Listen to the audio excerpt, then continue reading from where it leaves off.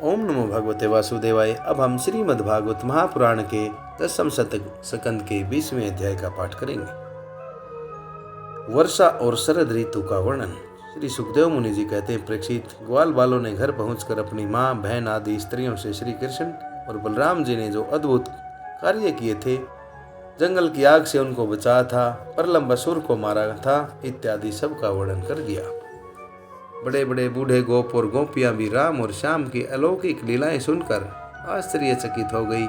वे सब ऐसा मानने लगे कि श्री कृष्ण और बलराम के वेश में कोई बहुत बड़े देवता है ब्रज में पधारे हैं। इसके बाद वर्षा ऋतु का शुभ आगमन हुआ। इस ऋतु में सभी प्रकार के प्राणियों की बढ़ती हो जाती है। उस समय सूर्य और चंद्रमा पर बार बार प्रकाश में मंडल बैठने लगे। बादल, वायु, चमक, कड़क आदि से आकाश अक्षोभ सा दिखने लगा, आश्चर्यचकित सा दिखने लगा। आकाश में नीले और घने बादल घिर आते, बिजली कौंधने लगती, बार बार गड़गड़ाहट सुनाई पड़ती, सूर्य, चंद्रमा और तारे ढके रहते। इससे आकाश की ऐसी सुंदरता होती जैसे ब्रह्म स्वरूप होने पर भी गुणों से ढक जाने पर जीव की हो जाती। सूर्य ने राजा की तरह पृथ्वी रूप प्रजा से 8 महीने तक जल का कर ग्रहण किया था। अब समय आने पर वे अपनी किरण करों से फिर उसे बांटने लगे। जैसे दयालु पुरुष सब देखते हैं कि प्रजा बहुत पीड़ित हो रही है, तब वे दया परवश होकर अपने जीवन प्राण तक निछावर कर देते हैं। ठीक वैसे ही बिजली की चमक से शोभायमान घनघोर बादल तेज हवा की प्रेरणा से प्राणियों के कल्याण के लिए अपने जीवन स्वरूप जल को बरसाने लगे।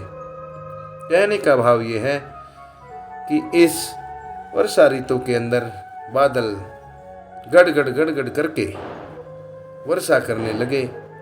जेठ साठ की गर्मी से पृथ्वी सूख गई थी और वर्षा के जल से सींच कर वह फिर हरी भरी हो गई। जैसे इस काम भाव से तपस्या करते समय पहले तो शरीर दुर्बल हो जाता है, कमजोर हो जाता है, परंतु जब उसका फल मिलता है तब पुनः हष्ट पुष्ट हो जाता है। वर्षा के सायंकाल में बादलों से घना अंधेरा छा जाने पर ग्रह और तारों का प्रकाश तो नहीं दिखलाई पड़ता, परंतु जुगनू चमकने लगते हैं। जैसे कलयुग में पाप की प्रबलता हो जाने से पाखंड मतों का प्रचार हो जाता है और वैदिक संप्रदाय लुप्त हो जाते हैं। जो मेंढक पहले चुपचाप सो रहे थे, अब वे बादलों की गरज सुन सुनकर ट्र ट्र करने लगे। जैसे नित्य नियम से निवृत्त होने पर गुरु के आदेश के अनुसार ब्रह्मचारी लोग वेद पाठ करने लगते हैं।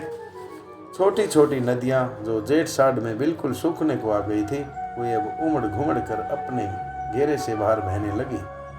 जैसे अजितेंद्रिय पुरुष के शरीर और धन संपत्तियों का कुमार्ग में उपयोग होने लगता है। पृथ्वी पर कहीं कहीं हरी हरी घास की हरियाली थी, तो कहीं कहीं वीर बहुटियों की लालिमा और कहीं कहीं बरसाती छतों अर्थात सफेद कुकुर मुत्तों के कारण वह सफेद मालूम देती थी। इस प्रकार उनकी ऐसी शोभा हो रही थी मानो किसी राजा की रंग बिरंगी सेना हो। सब खेत अनाजों से भरे पूरे लहलहा रहे थे। उन्हें देखकर किसान तो मारे आनंद के फूले नहीं समाते थे, परंतु सब कुछ प्रारब्ध के अधीन है। यह बात न जानने वाले धनियों के चित्त में बड़ी जलन हो रही थी कि अब हम इन्हें अपने पंजे में कैसे रख सकेंगे।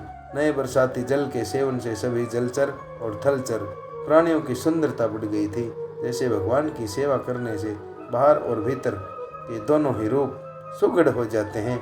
वर्षा ऋतु में हवा के झोंकों से समुद्र एक तो यूं ही उत्ताल तरंगों से युक्त हो रहा था, अब नदियों के संयोग से वह और भी क्षुब्ध हो उठा। ठीक वैसे ही जैसे वासना युक्त योगी का चित्त विषयों का संपर्क होने पर कामनाओं के उभार से भर जाता है। मूसलधार वर्षा की चोट खाते रहने पर भी पर्वतों की कोई व्यथा नहीं होती थी।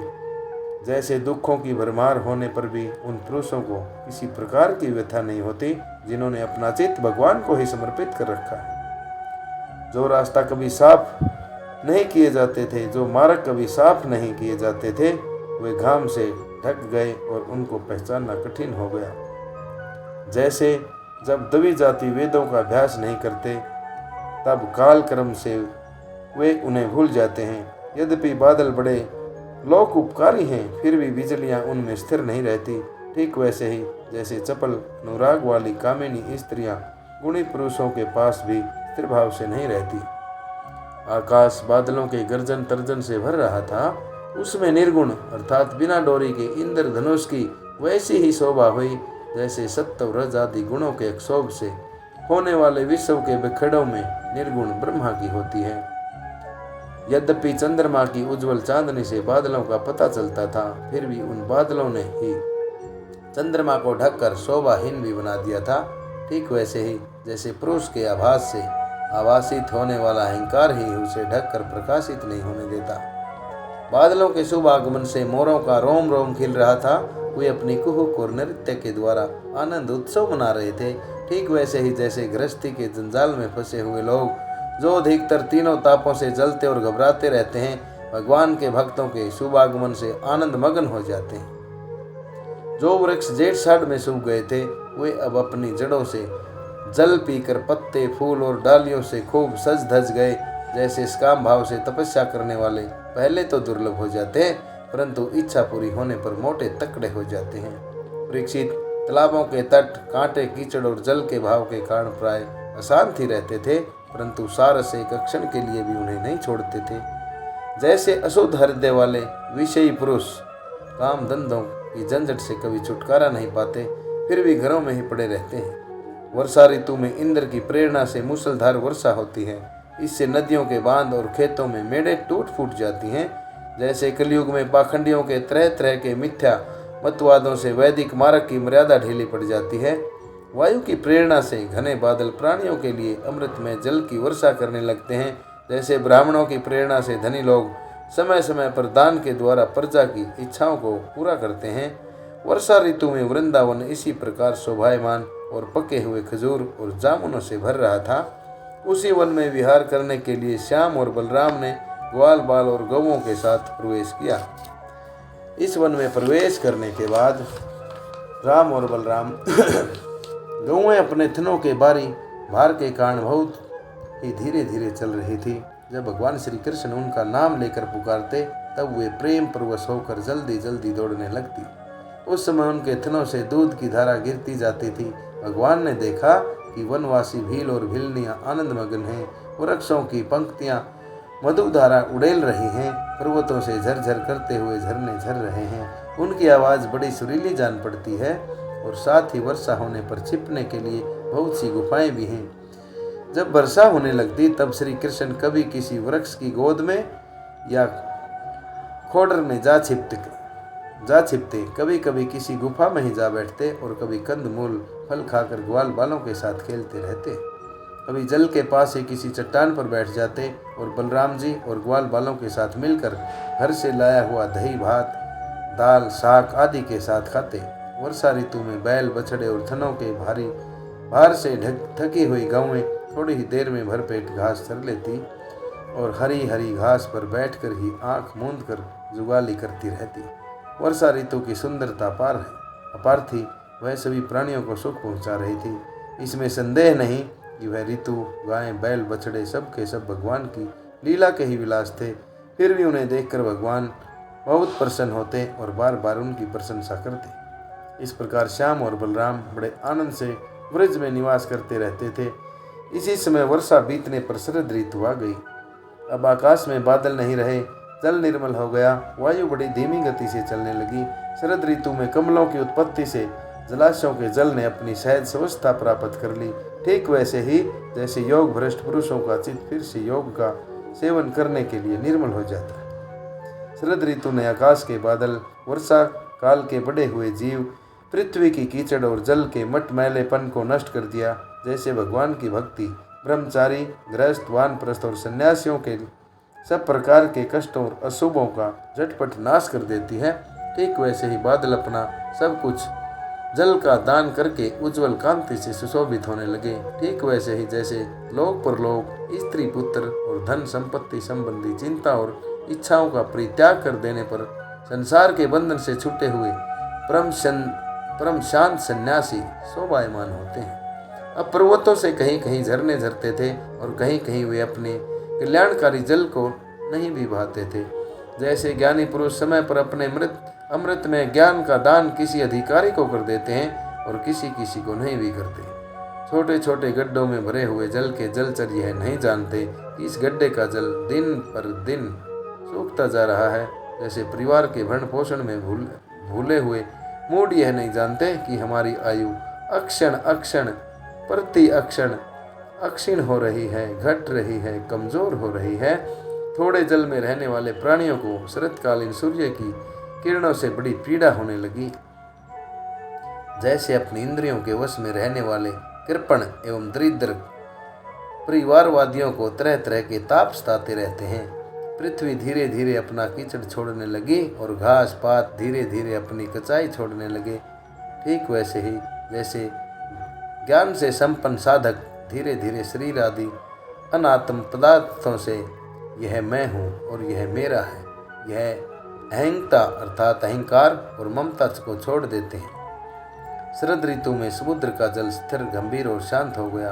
जैसे मन के निसंकल्प हो जाने पर आत्माराम पुरुष कर्मकांड का झमेला छोड़कर शांत हो जाता है। किसान खेतों की मेड़ मजबूत करके जल का बहना रोकने लगे। जैसे योगी जन अपनी इंद्रियों को विषयों की ओर आने से रोककर प्रत्याहार अर्थात कम हार को धीरे धीरे कम करके उनके द्वारा अक्षीण होते हुए ज्ञान की रक्षा करते हैं। शरद ऋतु में दिन के समय बड़ी कड़ी धूप होती, लोगों को बहुत कष्ट होता, परंतु चंद्रमा रात्रि के समय लोगों का सारा संताप वैसे ही हर लेते जैसे देह अभिमान से होने वाले दुख को ज्ञान और भगवत विरह से होने वाले गोपियों के दुख को श्री कृष्ण जी नष्ट कर देते हैं। ठीक इसी प्रकार से संताप मुक्त होने लगते हैं। जैसे वेदों के अर्थ को स्पष्ट रूप से जानने वाला सत्व गुणी चित्त अत्यंत शोभायमान होता है, वैसे ही शरद ऋतु में रात के समय बादलों से रहित निर्मल आकाश तारों की ज्योति से जगमगाने लगा। परीक्षित, जैसे पृथ्वी तल में यदुवंशियों के बीच यदुपति भगवान श्री कृष्ण की शोभा होती है, वैसे ही आकाश में तारों के बीच पूर्ण चंद्रमा सुशोभित होने लगे, अर्थात पूरे का पूरा रूप चंद्रमा का दिखाई देने लगा। साफ साफ आकाश के अंदर चमकने लगा। फूलों से लदे हुए वृक्ष और बेलों में होकर बड़ी ही सुंदर वायु बहती, वह न अधिक ठंडी होती और न अधिक गर्म। उस वायु के स्पर्श से सब लोगों की जलन तो मिट जाती, परंतु गोपियों की जलन और भी बढ़ जाती, क्योंकि उनका चित्त उनके हाथ में नहीं था। श्री कृष्ण ने उन्हें चुरा लिया था। शरद ऋतु में गौएं, हरिणियाँ, चिड़ियाँ और नारियाँ ऋतुमती संतान उत्पत्ति की इच्छा से युक्त हो गई और सांड, हिरण, पक्षी और पुरुष उसका अनुसरण करने लगे। ठीक वैसे ही जैसे समर्थ पुरुष के द्वारा की हुई क्रियाओं का अनुसरण उनके फल करते हैं। परीक्षित, जैसे राजा के शुभ आगमन से डाकू चोरों के सिवा और सब लोग निर्भय हो जाते हैं, अर्थात जैसे राजा के आने पर डाकू चोर छिप जाते हैं और अन्य लोग भय मुक्त हो जाते हैं, वैसे ही सूर्योदय के कारण कुमुदिनी अर्थात कुई या कोई के अतिरिक्त और सभी प्रकार के कमल खिल गए। उस समय बड़े बड़े शहरों और गांवों में नवानप्राशन और इंद्र संबंधी उत्सव होने लगे। खेतों में अनाज पक गए और पृथ्वी भगवान श्री कृष्ण और बलराम जी की उपस्थिति से अत्यंत सुशोभित होने लगी।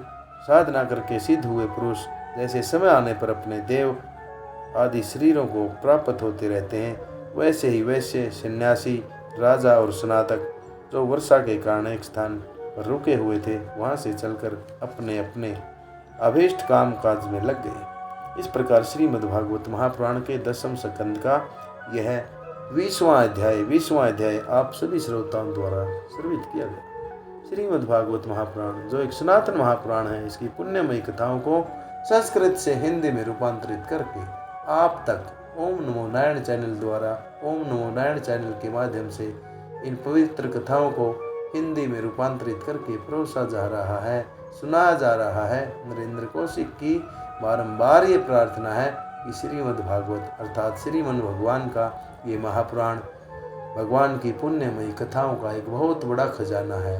इन पुण्यमयी कथाओं को अवश्य सुने, अपने सगे संबंधियों को आगे शेयर करें तथा ओम नमो नारायण चैनल को अवश्य सब्सक्राइब करें, ताकि सनातन धर्म की रक्षा की जा सके। इन परम पवित्र कोशों के गहन ज्ञान को आगे से आगे सुना जा सके। नरेंद्र कौशिक की सभी से यही बारंबार प्रार्थना रहती है। इन्हीं शब्दों के साथ आप सभी को ओम नमो भगवते वासुदेवाय, ओम नमो भगवते वासुदेवाय।